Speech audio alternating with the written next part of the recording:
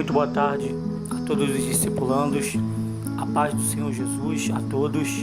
Sejam todos bem-vindos ao nosso estudo bíblico, que é o nosso discipulado, que todas as quintas-feiras nós buscamos fazer. Hoje é quinta-feira, dia 16/4/2020, 16 de abril, e vamos dar continuidade aqui ao estudo de Gênesis. Agora vamos fazer a abordagem do capítulo 13 ao capítulo 15 de Gênesis, mas antes vamos nos colocar na presença do Senhor, para que Ele possa nos dar a direção, o entendimento, a sabedoria, para que possamos compreender o que Ele tem a nos ensinar sobre esses capítulos. Então feche teus olhos e vamos nos apresentar diante do Senhor agora. Senhor nosso Deus e nosso amado Pai, é no nome do Senhor Jesus, Deus, que nós nos colocamos em Tua presença, mesmo diante de todas as adversidades, mesmo diante de todas as lutas, de todas as dificuldades, mas nós sabemos que Tu és, meu Pai, um Deus maravilhoso e verdadeiro, e que o Senhor, meu Pai, sempre nos dá condições para que possamos estudar a Tua palavra, para que possamos compreender a Tua mensagem. Então pedimos ao Senhor, em nome do Senhor Jesus, meu Deus, que o Senhor venha tomar a direção desse estudo do livro de Gênesis, que é um estudo que venho, meu Pai, que é bem-vindo, que venha a calhar, porque mantém os Teus servos, meu Pai, ocupados no estudo da Tua palavra, que é tão necessário para nossas vidas, Senhor. Estamos estudando o livro de Gênesis, Senhor, e pedimos que o Senhor venha nos dar revelação e entendimento. Vamos expor a Tua palavra aqui, Senhor, e que os Seus servos possam ser agraciados pela Tua presença e pelo Teu ensinamento, em nome do Senhor Jesus. Bom, capítulo 13 a 15 de Gênesis, mas vamos fazer aqui uma retomada do finalzinho do discipulado anterior, que nós estudamos o 12, até o 14. Bom, a retomada foi a seguinte: Abrão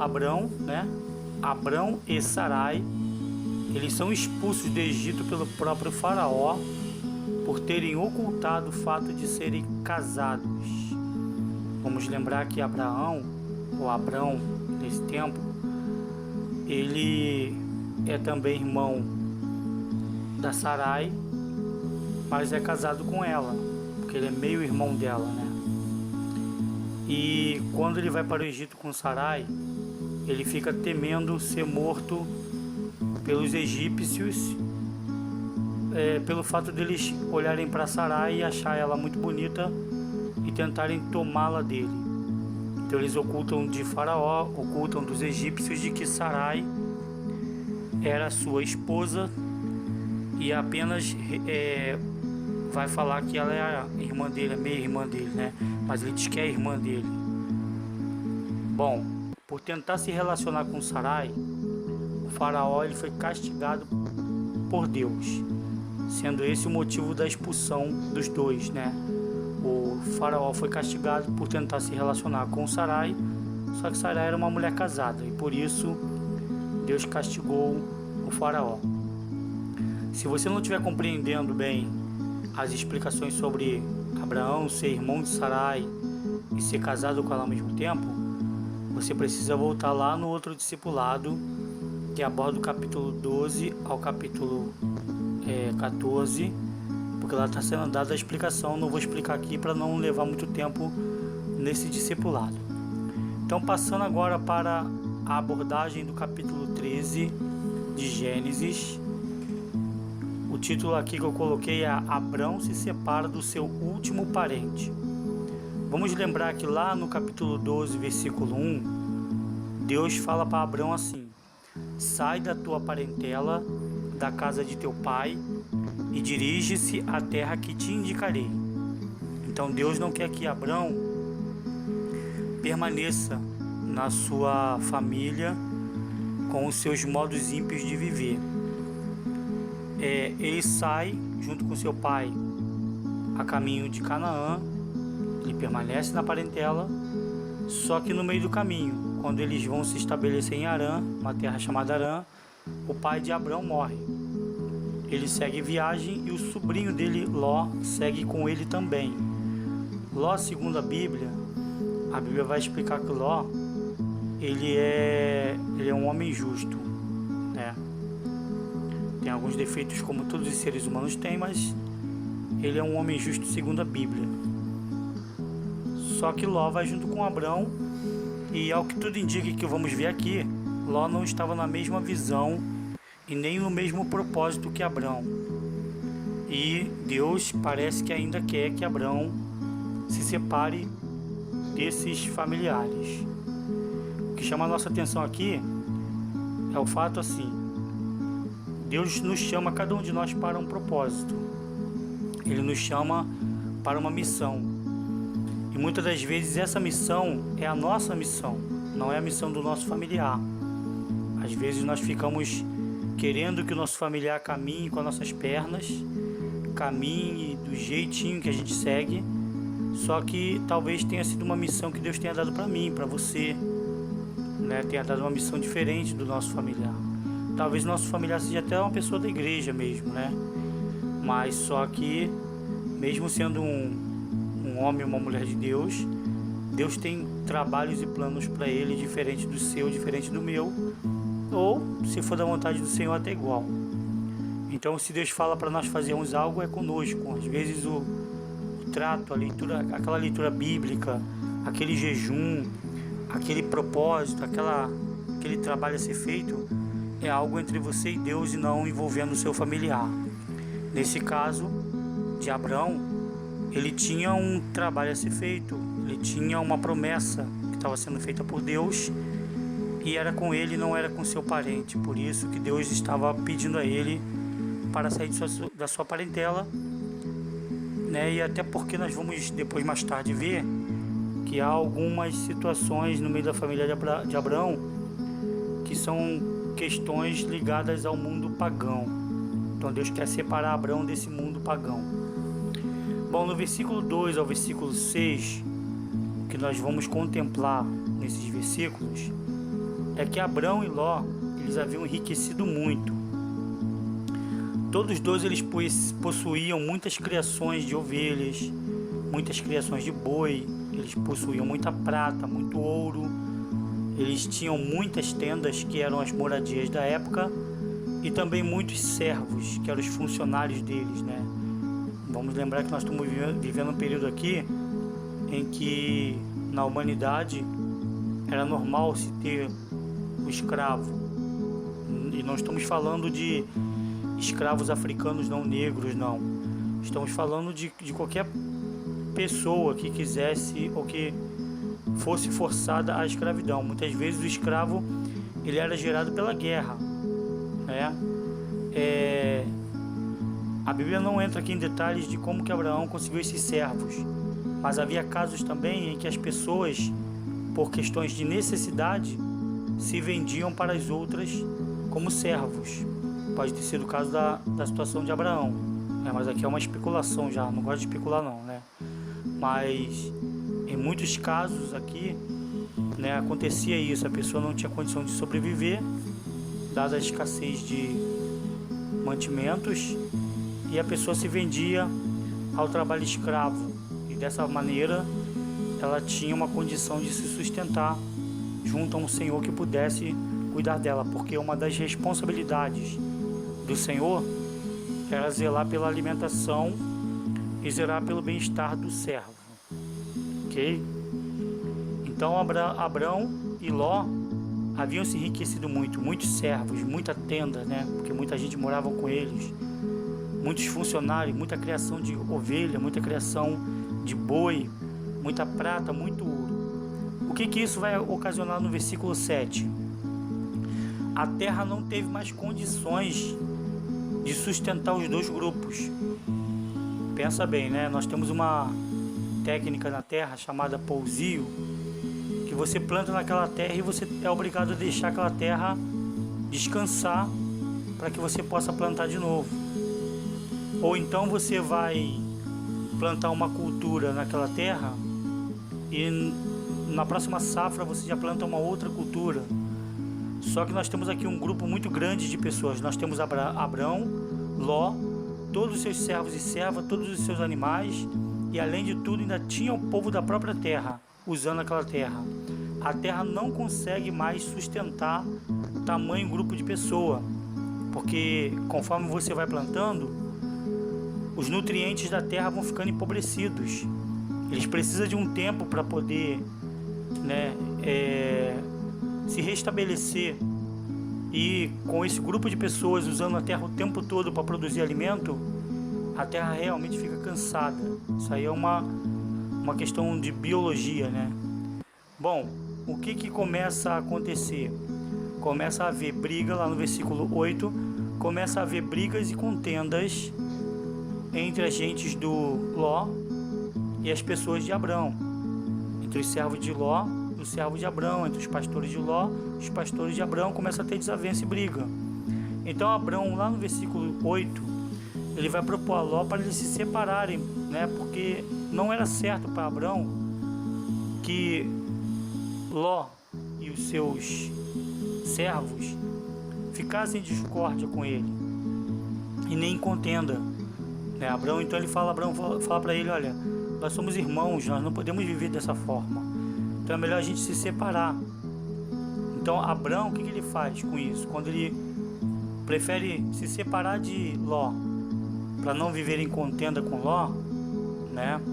Quando ele prefere não estar, por exemplo, vivendo na mesma terra com Ló, que era parente dele, quando ele prefere não viver na mesma terra por causa das contendas, o que ele faz? Ele acaba de viver e praticar uma coisa que seria ordenada na própria igreja primitiva, mais tarde, bem mais tarde. Lá em Tito capítulo 3, versículo 9, vai dizer assim: evita, no entanto, todo tipo de questões tolas, genealogias, discórdias, discussões inúteis a respeito da lei, porquanto essas contendas são vazias e sem valor. Bom, Abrão ele resolve o problema da maneira mais sensata possível. Ele pede que Ló escolha uma direção e que ele siga em frente com a sua vida. O que isso quer dizer? Muitas das vezes não dá para você carregar o outro na mesma direção que você. Espiritualizando isso, trazendo isso para as questões espirituais agora, não quer dizer que você vai se separar do teu familiar, abandoná-lo, mas que você deve evitar contendas e discussões, né? Porque não vai adiantar, são questões vazias e sem valor. Então, muitas das vezes é melhor você seguir o seu rumo com Deus, né, do que você ficar discutindo e criando contendas, tá? No caso aqui de Abraão, a coisa foi literal. Abraão, né, estava numa terra e essa terra já não conseguia mais suportar os dois. Então Abraão precisava deixar essa parentela, deveria realmente se separar de Ló, tá? E aí, por conta disso, Abraão ele resolve deixar Ló escolher para onde ele quer ir. No versículo 10, Ló ele vai demonstrar não estar no mesmo espírito que Abraão. Abraão abriu mão da escolha pelo seu próximo. Só que Ló não lhe retribuiu o favor, mas ele olhou para as planícies do Jordão, que mostravam terras férteis, né? Porém abrigavam conhecidas cidades ímpias de Sodoma e Gomorra. Então, Abraão tem uma atitude que nós diríamos hoje que seria uma atitude cristã. Ele abre mão de fazer escolhas, ele abre mão de pensar só em si, e ele deixa Ló fazer a escolha. Ele fala: olha, escolhe um caminho para onde você vai. Se você for para a direita, eu vou para a esquerda. Se você for para a esquerda, eu vou para a direita. E Ló, quando olha aquilo, se Ló tivesse no mesmo espírito que Abraão, ele fala: não, Abraão, pode fazer uma escolha você. Então um ia querer abrir a mão pelo outro. Só que Ló não age como Abraão, demonstrando não ter o mesmo espírito. O estudo mostra isso, né? O estudo de rodapé da King James mostra isso. Mas ele olha para o horizonte e ele vê as planícies do Jordão que são férteis. Segundo a Bíblia, o estudo da Bíblia, vai dizer que era como o jardim do Senhor, o Éden. E ele prefere ir para lá, mesmo sabendo, os estudos também diz que ele sabia que essas planícies abrigavam as cidades ímpias de Sodoma e Gomorra. Então, logo com isso, ele vai mostrar ser guiado mais por vista do que por fé, pois ele preferiu arriscar a própria vida dele e a vida dos que estavam com ele por causa de ganhos materiais. Ele viu que naquele pasto ele podia prosperar muito mais, então ele seguia por essa vista do ganho material e esquece da preservação da própria vida, né? Porque ele estava conduzindo toda a sua gente para um local onde estavam duas cidades ímpias, tá? O versículo 13, né, desse capítulo 13 vai nos mostrar isso aí, ó, né? Como que realmente essas cidades eram. Olha aí, ó. O versículo 13 diz assim: ora, as pessoas que viviam em Sodoma eram extremamente malignas e praticavam pecados horríveis contra o Senhor.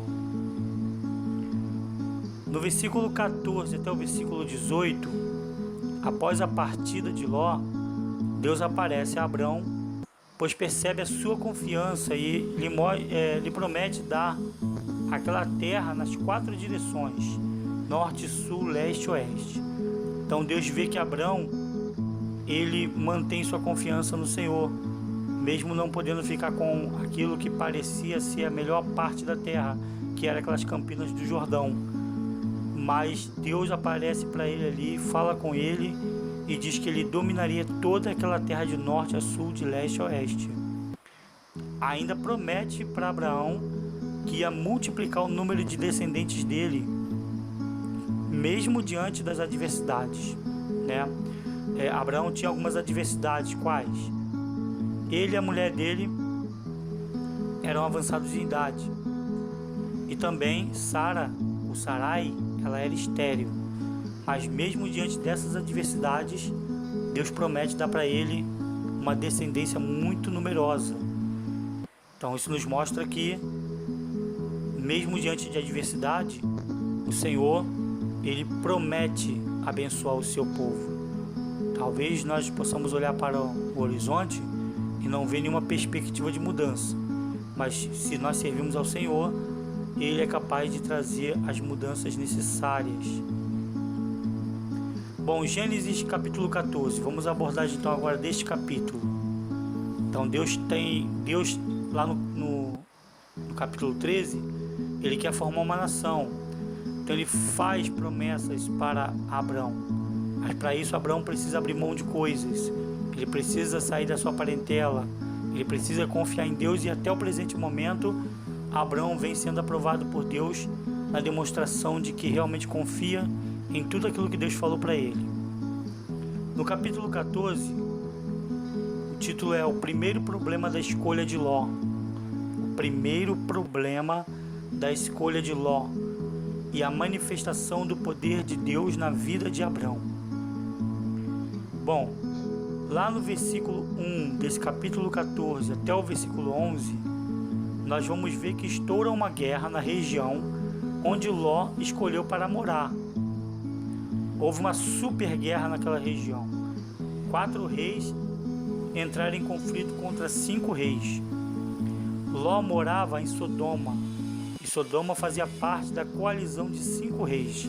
Então a cidade que Ló morava era Sodoma, e o reino de Sodoma se juntou com mais 4 reis para lutar contra 4 reinados. Então foram Sodomas e mais 4, então eram 5 reis contra outros 4 reis que estavam contra essa cidade. Por que essa guerra aconteceu? É que o reino de Sodoma, junto com mais 4 reinos, estavam subordinados a um reino chamado Elão. Sodoma, com os outros 4 reinos, decidiram se rebelar. Então Sodoma e esses outros 4 reinos, no total 5 reinos, não queriam mais ficar subordinados ao rei de Elão, e por isso decidiram ir para a guerra. Provavelmente, por se tratar de 5 reinos, eles acreditaram que, estando em maior número, eles iam vencer a guerra. e foram para a guerra. Essa guerra ocorreu aonde? A Bíblia mostra uma localização. Ela diz que essa guerra ocorreu no Vale de Sidim. Esta região era como o Jardim do Éden e tinha fontes de água potável. Então, nesse período, aquele local onde houve essa guerra, o Vale de Sidim, ele não era um deserto. Ele era um lugar como o Jardim do Éden, verde.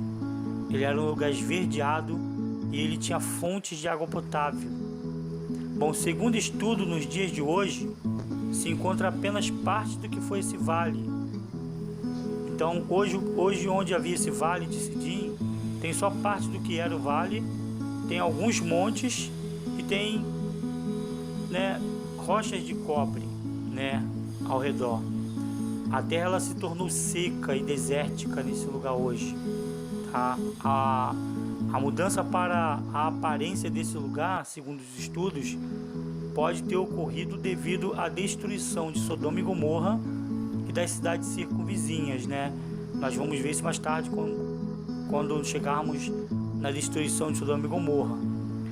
O Mar Salgado, que é o Mar Morto, chamado Mar Morto hoje, ele ainda está lá. Só que hoje ele está a 400 metros abaixo do nível do mar. E ele possui ainda uma maior concentração de sal, de cloro e bromo. Então é um mar bastante salgado que dizem que se você nadar nele você não afunda, você mergulha nele e você boia por causa da sua alta concentração de cloro e de bromo. Então a região mudou muito do que era nos tempos de Abraão, mas no tempo de Abraão ela era um vale esverdeado com água potável.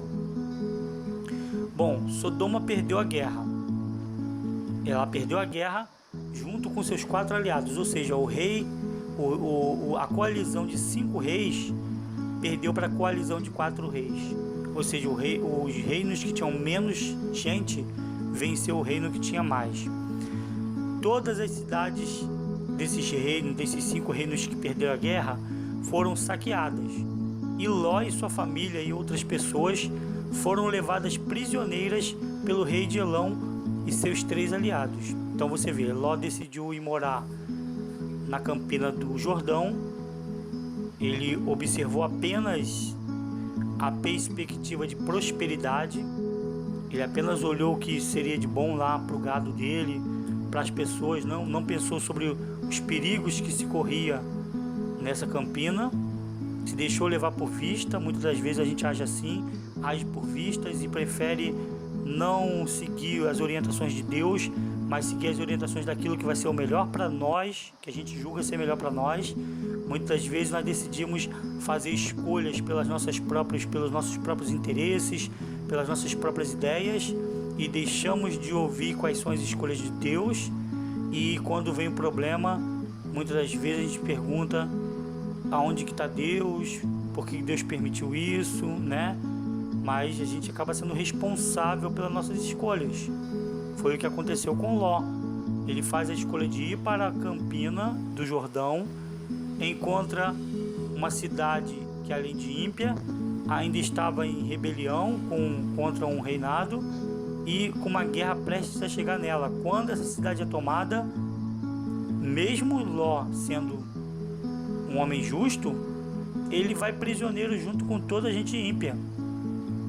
Então, se uma pessoa que é cristã, se uma pessoa que é justa decide tomar decisões sem a ajuda de Deus, sem a direção de Deus, na hora que o mal vem, carrega ela junto com o ímpio. Então a gente tem que pensar nesse ensinamento que o livro de Gênesis está dando pra gente. Ló, ele faz uma escolha pelas vistas, pensando em prosperidade, pensando no seu próprio eu, e acaba pagando pato junto com os ímpios.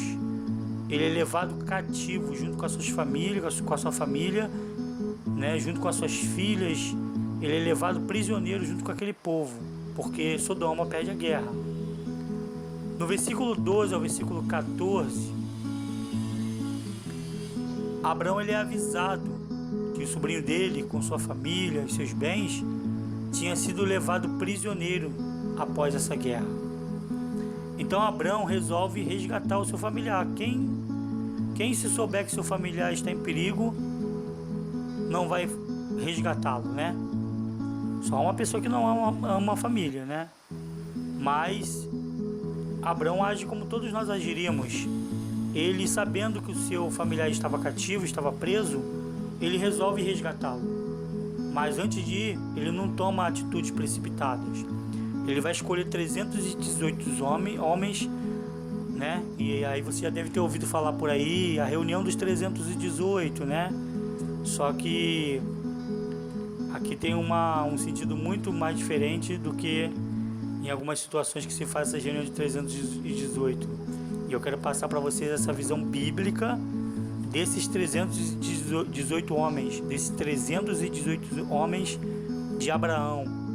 Hoje em dia eles fazem a reunião, vem aqui na reunião dos 318. E a gente tem que tomar cuidado com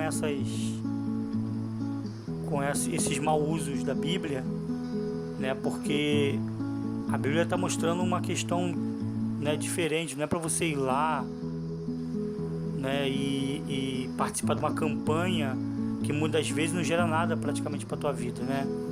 Tem uma questão espiritual aqui muito séria. Olha só, Abraão escolhe 318 homens com as seguintes classificações. Presta atenção na classificação. Os homens eram nascidos na propriedade de Abraão, o que quer dizer que esses homens tinham raiz na casa, sendo bem conhecidos por Abraão, o líder. Então, o primeiro ensinamento espiritual bíblico aqui é o quê? Que esses 318 homens que foram fazer o resgate com Abraão, eles eram homens que tinham raízes na casa. Essa casa de Abraão, hoje, se a gente traz para o lado espiritual de hoje, nós poderíamos dizer que são pessoas enraizadas na igreja, são pessoas enraizadas na presença do Senhor, são pessoas enraizadas que são conhecidas pelo seu líder, né? O nosso grande líder quem é? O Senhor Jesus. São pessoas conhecidas pelo líder. Nós devemos ter raízes na presença do Senhor. Devemos ter raízes na obra, na casa do Senhor, né? Na presença de Deus. Porque quando a gente for sair para resgatar pessoas no mundo, a gente precisa ser bem conhecido do Senhor, para que possamos ser bem usados por Ele. Acredito que esse é o sentido espiritual desses 318, não é fazer campanha para ganhar isso ou ganhar aquilo, não. É no sentido de você criar raízes na presença do Senhor e ser conhecido pelo grande líder, o Senhor Jesus. Também, eles não eram só isso, só homens nascidos na casa de Abraão. Eles eram homens treinados para a guerra. O que significa isso? Mostra preparo antes de que venham os problemas. Eles mostravam preparo antes que viesse problema. Sem nenhuma guerra, eles treinavam para a guerra. Eles estavam sempre prontos. Então, outra característica importante do servo e da serva de Deus, tem que estar preparado para as guerras espirituais, para as guerras do mundo secular também, porque as perseguições, as calúnias, as mentiras, né, o momento em que acontece, como está acontecendo nos dias de hoje, é que você tem que ficar confinado, mas ficar confinado e firme com Jesus. A gente tem ouvido falar de pessoas que estão confinadas e caíram da fé. Então você precisa estar confinado e na presença do Senhor, homens preparados para a guerra, né? Falando dessa reunião dos 318 que as pessoas vão, quantos vão para a reunião dos 318 sem uma vida espiritual preparada? Não estão prontos para as adversidades, não estão prontos para a luta, né? Então, o sentido espiritual são esses aqui: ter raízes na presença do Senhor, serem conhecidos pelo Senhor e serem homens preparados para as guerras espirituais e até mesmo as guerras seculares, no sentido de que vem as perseguições, de que vem as lutas, de que vem as dificuldades, de que vem a escassez, como Paulo dizia que ele estava preparado para a escassez. É nesse sentido que a Bíblia nos mostra a parte espiritual. Então, os 318 de Abraão eram homens nascidos na sua casa, homens que tinham raízes em sua casa, eram conhecidos pelos líderes e estavam preparados para as guerras. E não somente eles, Mas quem foi com Abraão também, além dos 318, foi Manre com seus irmãos, né, que eram vizinhos de Abraão. Outro ensinamento importante aqui: o vizinho de Abraão foi ajudar ele nessa guerra, por quê? Porque conhecia quem era Abraão. Então nossos vizinhos, né, eles devem conhecer-nos como pessoas de Deus. E sendo nós pessoas de Deus e pessoas que fazem a boa vizinhança, nós podemos contar com a ajuda dos nossos vizinhos quando for necessário. Agora, se nós vivemos em conflitos com nossos vizinhos, como que nós vamos poder contar com eles em momentos de adversidade, né? Então Manre e seus irmãos eram vizinhos de Abraão e decidiram ajudar Abraão na empreitada de resgate do seu sobrinho. Lá no versículo 16 ao versículo 20, Abraão, com seu exército de 318 homens, mais os seus aliados, que era o seu vizinho, ele conseguiu derrotar os 4 reis que haviam derrotado Sodoma com outros 4 reinos. Ou seja, aquele exército que tinha sido vitorioso sobre Sodoma acabou sendo derrotado por um grupo muito menor, que era o grupo de Abrão. O rei de Sodoma, o homem, assim que Abrão terminou a guerra e trouxe de volta Ló, as famílias, os bens, o rei de Sodoma saiu ao encontro de Abrão. Para quê? Para talvez bajulá-lo, porque é assim que o homem faz. Só que Deus se adiantou antes do rei de Sodoma, e Deus enviou Melquisedeque, que era chamado rei de Salém e sacerdote do Deus Altíssimo, que trouxe pão e vinho para Abrão. Esse pão e vinho nos faz lembrar logo do Senhor Jesus, né? E aí pensamos aí, domingo passado, nós tivemos a Santa Ceia do Senhor, participamos nas nossas casas, com o pastor Luiz ministrando a Santa Ceia. E então esse sacerdote do Deus Altíssimo, rei de Salém, chamado Melquisedeque, ele traz a representação futura da aliança da igreja, mas ele traz para Abraão o pão e o vinho. Precisamos abrir aqui um parêntese, uma observação 1. Vou fazer 2 observações aqui importantes. Melquisedeque significa meu rei é justiça. Não é mencionada nenhuma árvore genealógica para esse rei Melquisedeque, rei de Salém. Também não é mencionada nenhuma descendência dele, tá? Abraão, ele reconhece nele, em Melquisedeque, uma autoridade sacerdotal, e ele vai confiar o seu dízimo a Melquisedeque, o rei de Salém. Então você vê, ele vê em Melquisedeque um homem de Deus, ele vê em Melquisedeque um sacerdote do Senhor, então ele confia o dízimo. Então o dízimo deve ser confiado àquele sacerdote que você vê Deus nele, porque você sabe que ele vai administrar bem o dízimo. Abraão volta dessa guerra e entrega o dízimo a Melquisedeque. A palavra Salém, ela é a abreviação da palavra Jerusalém, que significa paz e prosperidade. Então esse rei era o rei de Jerusalém. Olha as ligações aí, ele não tinha descendência, ele não tinha antepassado, Melquisedeque, ele era um rei, chamado rei, meu rei é justiça. Ele era o rei de Jerusalém, de Salém, tá? E Salém significa paz e prosperidade. Então, segundo os estudos, Melquisedeque vai representar, né, o próprio Senhor Jesus, que surge para mostrar a Abraão que a sua vitória não foi fruto dos seus braços. Abraão não venceu porque os braços dele eram fortes, porque ele era poderoso, mas porque o Senhor estava com ele. O Senhor estava mostrando para ele que ele venceu aquela guerra contra os 4 reis, porque o Senhor estava com ele, tá? E uma última observação aqui, né, nessa primeira observação, é que o Senhor Jesus, ele é sacerdote segundo a ordem de Melquisedeque. O Senhor Jesus, ele é um sacerdote que vem da linha de Melquisedeque e não da linha de Arão, como foram todos os sacerdotes de Israel. Então, se você quiser dá uma olhadinha nisso. Tudo que foi falado para você agora tem referências aí no livro de Hebreus, capítulo 7, versículo 17, que vai falar que o Senhor Jesus, ele é sacerdote pela ordem de Melquisedeque.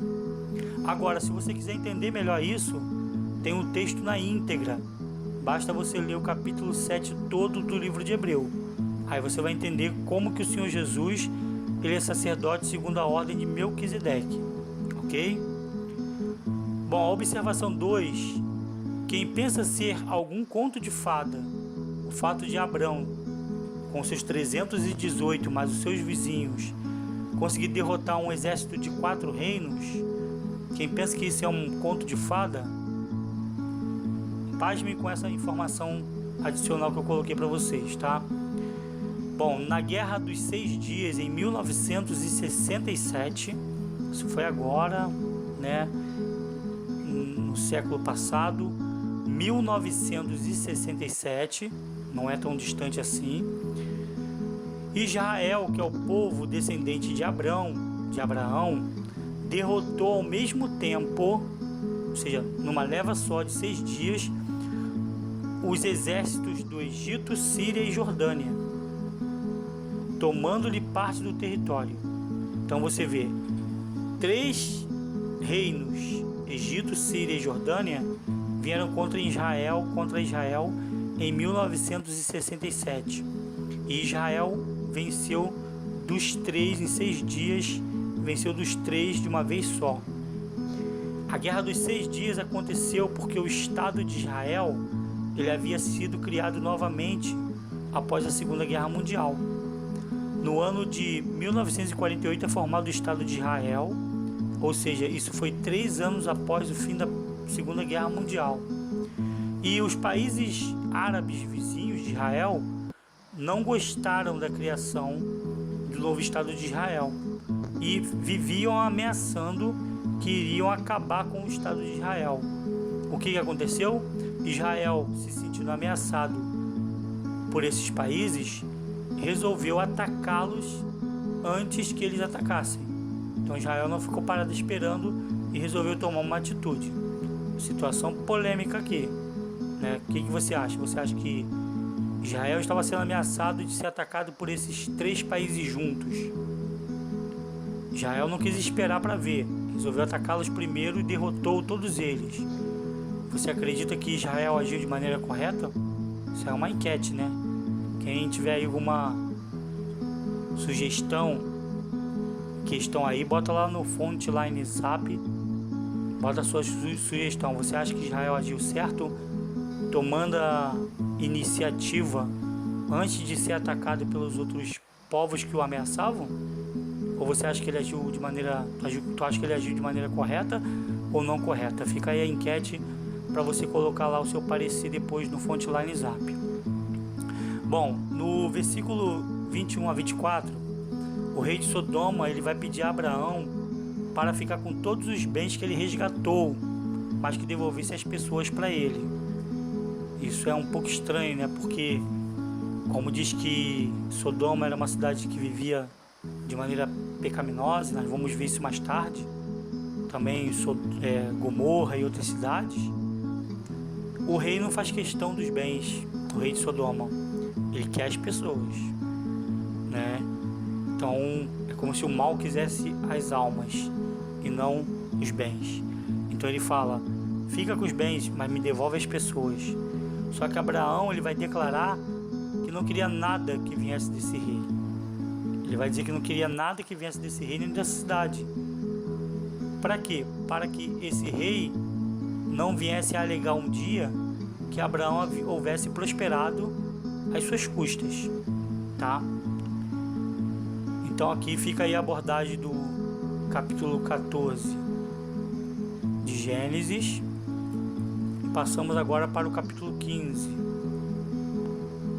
Bom, o título é Deus faz aliança com Abrão. Então agora, depois que Abrão vence a guerra, que Deus aparece por meio da pessoa de Melquisedeque para ele, mostrando para ele que a vitória conquistada não foi fruto do braço dele. Agora o Senhor quer fazer uma aliança com Abrão. Abraão vem dando provas de que crê verdadeiramente no Senhor, de que realmente a sua fé está pautada no Senhor. Bom, o Senhor ele declara a Abraão lá no versículo 1 que ele é o seu protetor. Ele fala isso através dessa frase: eu sou o teu escudo. E ele promete recompensar Abraão. No versículo 2 e 3, Abraão ele vai declarar, ele vai desabafar com o Senhor que ele queria sim uma recompensa, mas a recompensa pela qual ele esperava do Senhor era um filho. Ele queria ser pai, a idade estava avançando, ele estava pensativo sobre sua vida, e ele fala com o Senhor que a herança que ele queria ganhar seria um filho, e que ele se preocupava quem verdadeiramente seria seu herdeiro. Ele achava que Eliezer seu servo iria ser o seu descendente. E Deus vai chamar Abraão para fora da tenda, lá no versículo 4 ao versículo 7, e vai mostrar o céu para Abraão, as estrelas do céu, e ele vai prometer para Abraão que a descendência dele seria dessa forma, que seria uma descendência incontáveis como as estrelas do céu. Bom, abrindo um parêntese aqui sobre essa questão, talvez as pessoas vão pensar, os descendentes de Abraão eram os judeus. Só que a Bíblia não fala que os descendentes de Abraão seriam somente judeus. Ela vai dizer que a descendência de Abraão são todos aqueles que mostram a mesma fé, a mesma entrega de Abraão. Assim como Abraão se lançou-se para Deus, e a história dele vai nos mostrando os erros que ele comete e tudo mais, e que ele vai se convertendo ao longo do tempo. Então, assim como é a trajetória de Abraão, assim também é a trajetória de todo aquele que crê no Senhor. Ou melhor dizendo, assim como Abraão ele teve seu caminho de conversão até conhecer o verdadeiro Deus, assim também é todo descendente de Abraão, ou de Abraão, que vai se chamar Abraão depois, né? Todo descendente dele trilha esse caminho de conversão, está em busca de conversão, está em busca de encontrar o Senhor, está em busca de conhecer verdadeiramente o Senhor, e vai terminar sua vida com o conhecimento do Senhor e adormecendo na presença de Deus. Então, alguns versículos que eu separei aqui do Novo Testamento, fazendo o link do Gênesis com o Novo Testamento, mostra bem isso que eu estou falando.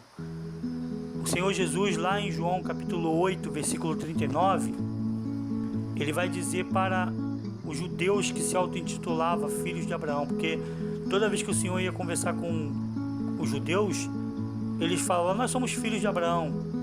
E Jesus vai dizer assim para eles lá em João 8,39: se fosses filhos de Abraão, vós farias as obras de Abraão.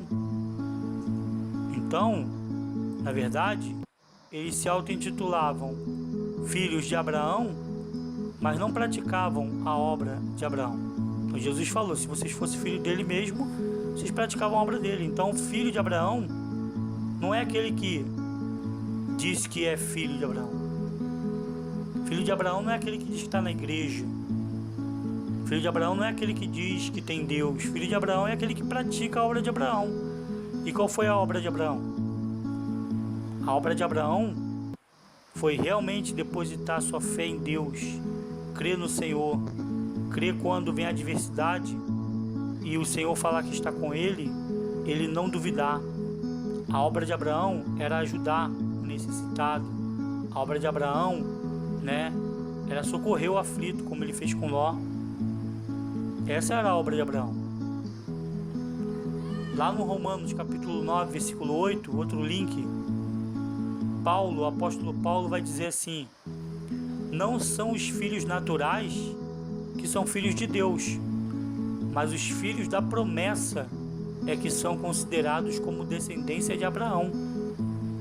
Então, filhos de Deus não é quem nasceu no berço evangélico hoje, dizendo assim. Filho de Abraão, filho de Deus, não são aqueles que se dizem que nasceram em Israel. Eu sou judeu, nasci em Israel. Não é. Mas filho de Abraão, segundo Romanos capítulo 9, verso 8, são os que são da promessa. E quem são esses da promessa? Da promessa da conversão, da promessa de entrega em aliança a Deus. Vamos mostrar isso daqui a pouco para vocês. A promessa é essa, a promessa de que eles iriam em busca de fazer a vontade de Deus. Essa é a promessa. A promessa de que suscitaria pessoas como Abraão no mundo. E em Gálatas capítulo 4, versículo 28, a Bíblia vai dizer assim, Paulo falando para os Gálatas, atenção, Gálatas não era um povo judeu, Gálatas era um povo gentil, das regiões da Ásia, e Paulo vai dizer para eles assim, assim vós, irmãos, sois filhos da promessa, à semelhança de Isaac. Então ele fala isso para um povo que não era judeu, ele está falando para um povo que na verdade era um povo gentil, mas como eles eram filhos da promessa, que promessa? De conversão, de busca de conhecimento de Deus, de entrega em aliança para Deus, eles eram considerados filhos da promessa, filhos de Abraão. Amém? Bom, no versículo 8 ao versículo 9, tendo o Senhor feito a promessa de dar grande descendência a Abraão, este fez o que muitos de nós faríamos ou fazemos. Ele perguntou ao Senhor como ele faria para alcançar essa promessa. Então, Deus faz uma promessa para nós e nós ficamos sonhando, né? Falando, nossa, o Senhor prometeu mudar minha vida, o Senhor prometeu ser comigo, me restaurar, me fortalecer. Mas como que eu faço para alcançar essa promessa do Senhor? E Abraão, ele vai fazer essa pergunta para o Senhor. Ele pergunta ao Senhor, Senhor, como é que eu faço para alcançar isso que o Senhor está me prometendo? Então Deus agora passa a mostrar para Abraão o que ele deve fazer para alcançar as promessas de Deus, que Deus tem para o seu povo. E vamos lembrar que a grande promessa que o Senhor tem para o seu povo não são bem materiais. Claro que o Senhor quer abençoar a nossa vida, já falei isso várias vezes. O Senhor também quer abençoar o trabalho, a vida econômica, o Senhor também quer abençoar a saúde, o Senhor quer também abençoar o casamento, o Senhor quer abençoar os filhos, o Senhor quer abençoar as famílias, mas acima de tudo o Senhor tem um desejo forte de salvar a nossa alma. Essa é a grande promessa de Deus. A grande promessa de Deus é que viemos a prosperar, viemos a ter uma vida de bênçãos na terra, mas que acima disso tudo esteja uma alma salva. Então Deus passa a mostrar para Abraão como ele consegue alcançar essas promessas feitas a ele, e ele vai mostrar a Abraão que é necessário uma aliança. Então não tem como eu ser participante das bênçãos do Senhor verdadeira, a verdadeira bênção do Senhor, sem uma aliança com Deus. Aí talvez alguém vai dizer, não, mas eu quase não vou à igreja, não sou crente nem nada, mas Deus, ele me abençoa. Sim, Deus, ele faz cair algumas migalhas mesmo da mesa para as pessoas. Ele permite o que comemos, o que bebemos, né? Mas talvez seja só migalhas. E a grande salvação, e a vida de paz, e verdadeiramente uma prosperidade que permanece, e uma saúde que permanece. Será que alcançou-se realmente? Ou foram só migalhas? Então, para sermos participantes da verdadeira bênção de Deus, precisamos fazer uma aliança. E essa aliança, ela precisa estar pautada na fidelidade de Deus para com o homem e na fidelidade do homem para com Deus. É uma aliança feita entre Deus e o homem, em que ambos juram serem fiéis um ao outro. Deus promete ser fiel ao homem e o homem promete ser fiel a Deus. Nessa aliança, os animais que o Senhor pediu, eles seriam um sacrifício simbólico da aliança. Esses animais, eles vão representar a própria vida da pessoa. Quando Abraão pega os animais, ele está usando aqueles animais como símbolo da sua vida diante de Deus. Bom, segundo a Bíblia, não há aliança sem sangue. Isto é, entrega de vida. Então não adianta querer fazer uma aliança com Deus sem sangue. O que significa isso? Sem sangue. Para se fazer uma aliança com Deus, é necessário entregar a vida.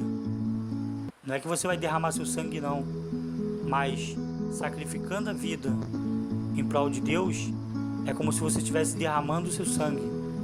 Então, o livro de Hebreus, capítulo 9, ele vai escrever isso aqui, ó. Nem a primeira aliança foi sancionada, isto é, nem a primeira aliança foi aprovada sem sangue. Até a primeira aliança que foi feita, lá no versículo 18 desse capítulo 15 de Gênesis, mostra que nem a primeira, né? Aliás, desculpa, eu errei aqui o versículo. Nesse versículo 18 de Hebreus, né? Nós estamos fazendo aqui uma análise aqui no capítulo 9 de Hebreus. Então está dizendo que em Hebreus 9, 18, está dizendo que a primeira aliança feita, ela na verdade teve sangue, porque não há aliança sem sangue, ou seja, não há aliança sem entrega de vida. E então o que significa isso, né? Não adianta dizer que é cristão e não entregou a vida para Jesus. Não é entregar de boca. Não adianta dizer que é cristão e não ter realmente feito uma aliança de fidelidade a Deus, andando verdadeiramente na presença dele. Se disser que é cristão e não andar na presença de Deus, na verdade é só uma hipocrisia, não é cristianismo verdadeiro. Então não houve aliança. Só há aliança quando há sangue, entrega de vida. E lá no versículo 22 desse capítulo, 9, ele vai dizer: de fato, conforme a lei, quase todas as coisas são purificadas com sangue, e sem derramamento de sangue não pode haver absolvição, ou seja, justificação.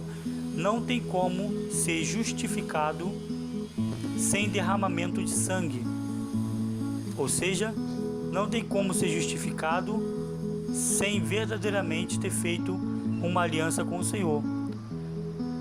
Se você continuar lendo aí o capítulo 9 de Hebreus, você vai ver que Jesus entregou o sangue dele para nos justificar. Sem esse derramamento de sangue feito pelo Senhor Jesus, não haveria justificação. Só que essa justificação, para acontecer, aí Hebreus capítulo 10, versículo 26 vai dizer que se eu viver deliberadamente pecado, esse sacrifício de derramamento de sangue feito pelo Senhor Jesus, ele é anulado.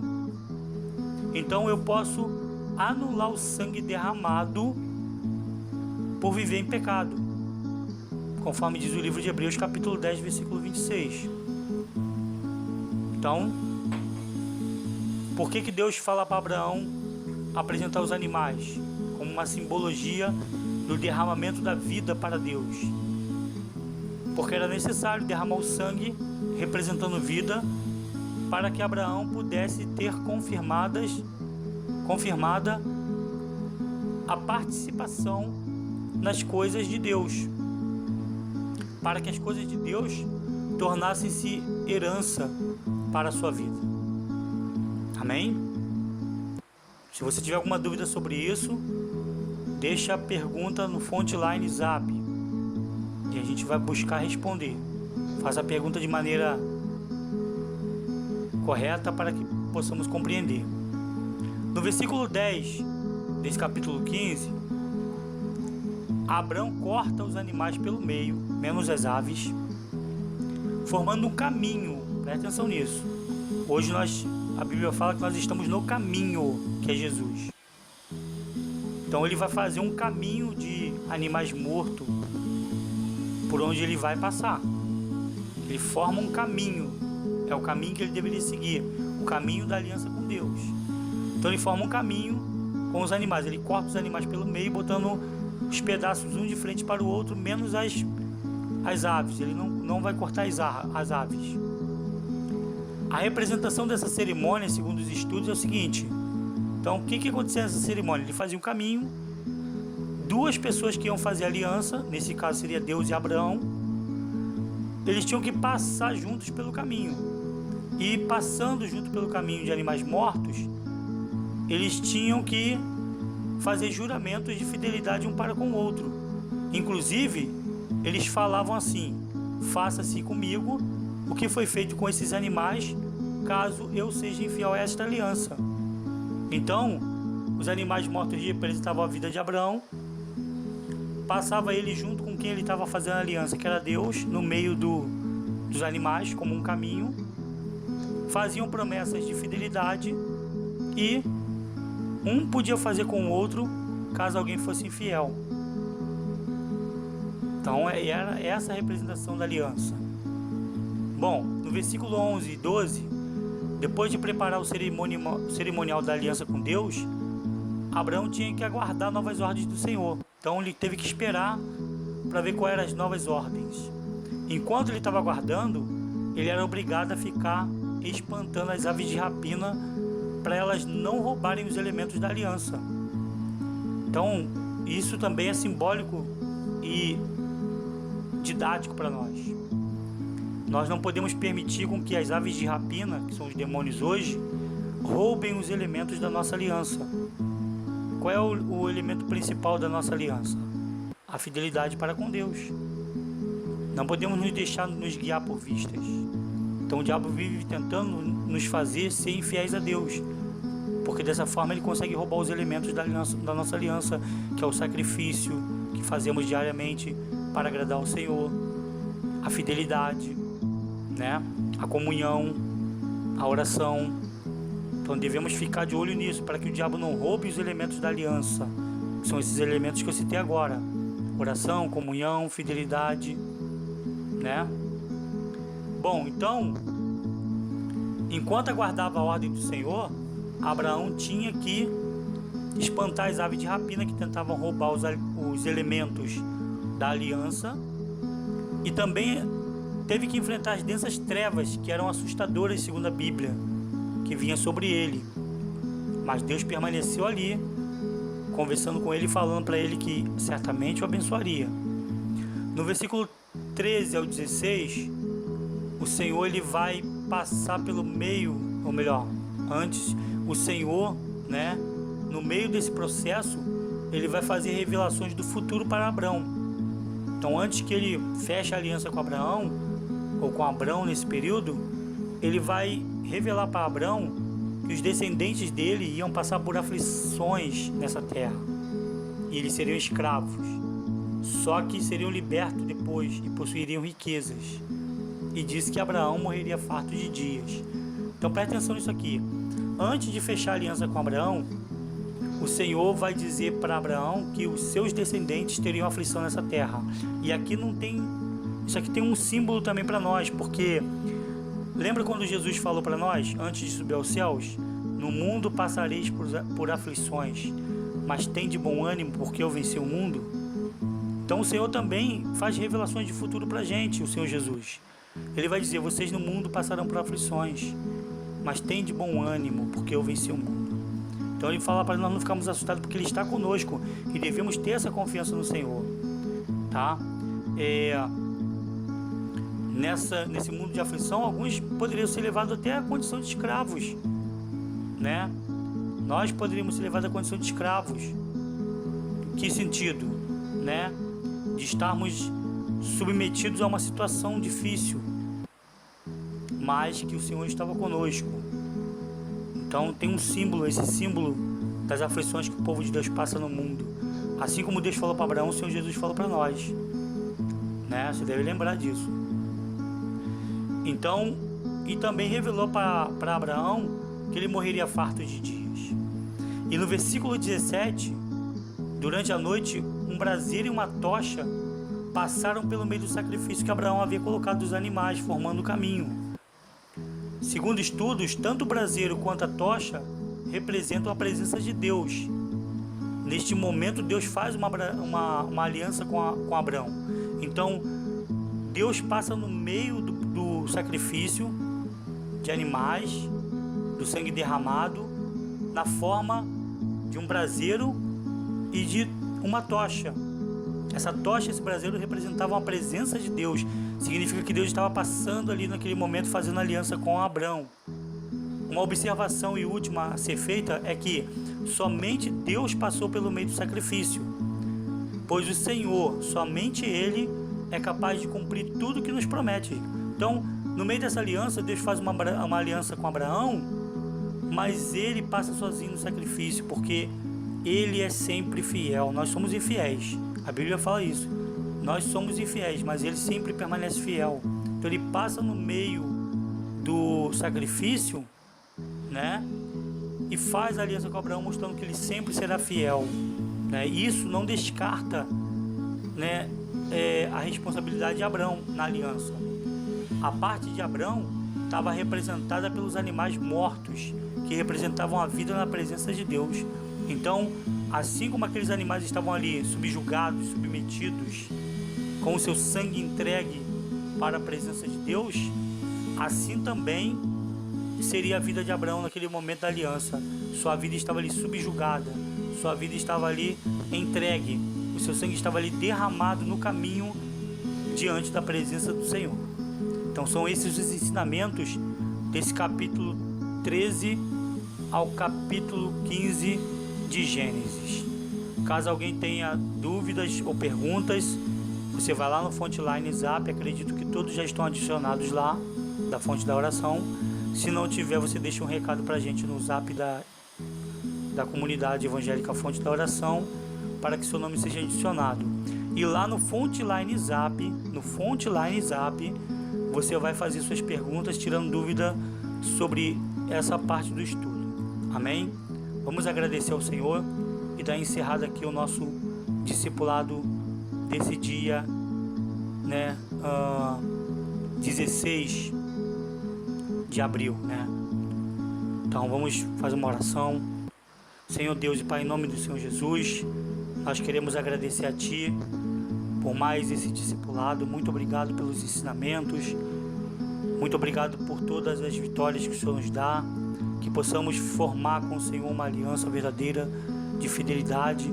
Sabemos que a Tua Palavra diz, e nós vemos isso no nosso dia a dia, que o pecado nos assedia constantemente, querendo nos enfraquecer e querendo nos tirar da Tua presença, mas que o Senhor venha nos fortalecer, que o Senhor venha nos guardar, que assim como o Senhor prometeu a Abraão que seria o escudo dele, que o Senhor seja também o nosso escudo para nos guardar e nos livrar de todo mal.